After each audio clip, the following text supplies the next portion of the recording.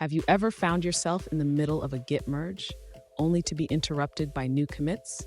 It's a real headache, isn't it? If you've been there, you're in the right place. Today, we're going to tackle how to copy a resolved Git merge to another merge. I totally get it. Resolving merge conflicts can feel like solving a puzzle with missing pieces. You're not alone in this struggle.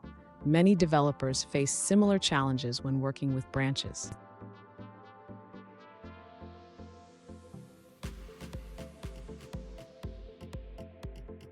Here's the specific situation we're addressing.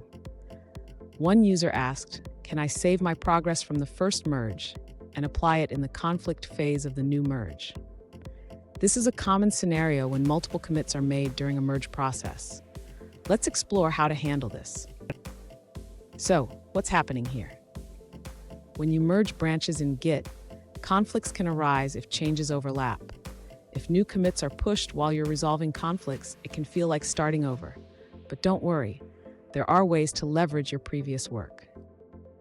And stick around. At the end of this video, I'll share a powerful tip that can save you time and frustration in your future merges.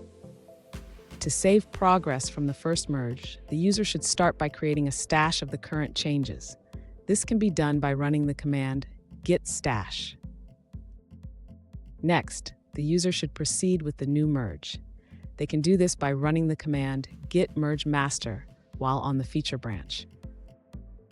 During the merge, if conflicts arise, the user can apply the stash changes. This is done by running git stash apply. After applying the stash, the user should resolve any remaining conflicts. They can do this by editing the files and marking the conflicts as resolved. Finally, the user can complete the merge by committing the changes.